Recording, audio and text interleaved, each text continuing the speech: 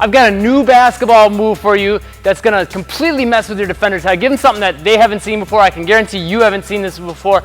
And it combines two of the most deadly moves ever. It's something that I've been using to break down defenders like crazy, and it's something I know you can learn in minutes with this tutorial. I'm gonna break everything down to make it really simple for you. So first, let's just talk basics of the things that are gonna be incorporated so you understand how this move is gonna work. Because there's a lot going on in just one bounce, but if you know all these little details, it'll make it a lot easier to bring the pieces together. And a way for you to make this absolutely unstoppable, so you'll definitely wanna check that part out. So the first thing you have to know that this is gonna bring into the mix is an inside-out dribble, okay? We're gonna change the footwork on it from our typical inside-out dribble though, so I'm not really gonna break that down because that'll just confuse you.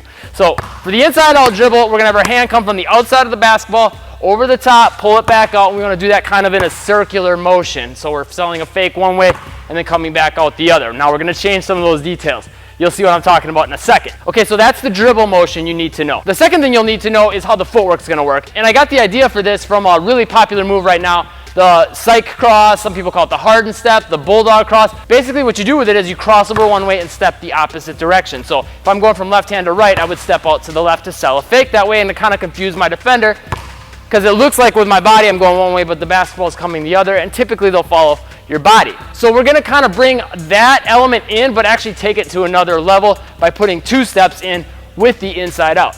So here's how we're gonna bring everything together. On the inside out, our hand's gonna come and bring the ball across. As we're bringing it across to this side, we want to step out this way.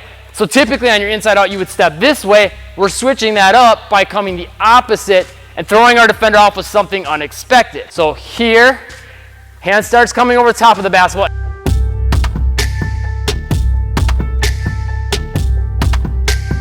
This is really going to mess with them a lot because the ball's coming one way and then your body's coming the other.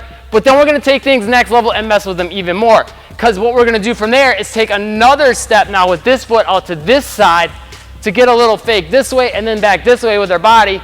All the while the basketball's going to be coming this way now. So the ball's always moving the opposite way of our body. So it looks sort of like this. Okay?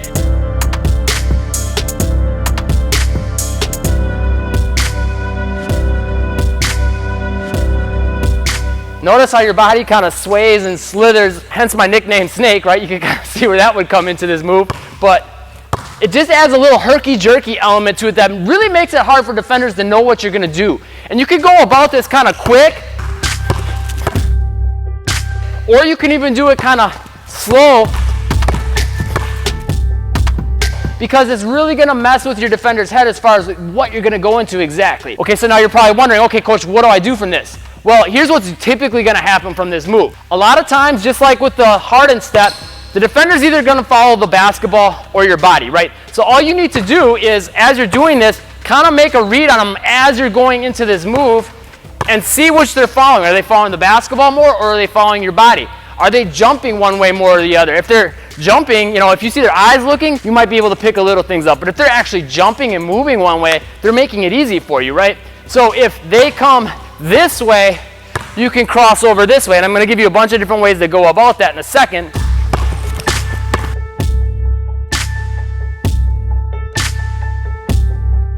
But if they come more this way following that big step with your body the second time, just push off and drive this way.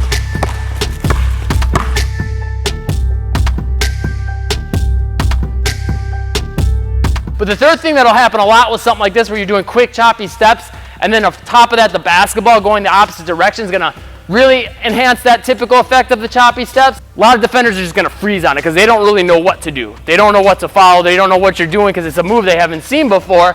So a lot of times right from that, you'll just be able to blow right by them because they're just going to be frozen. If you're coming here, and your defender jumps to this side, you got to have lots of crossover options. There's a lot of ways you can tweak it, and you'll need to tweak it for this so you can react to the different situations with how your defender reacts to it. This YouTube video's got you covered. It's got simple one dribble crossover moves that you can link to the end of this so you have a way to react no matter what your defender does. Check that video out. It's got thousands of views. People are loving that. If this video helped, click the like button, the subscribe button, and the bell icon to catch the newest videos, and I'll see you in that video next.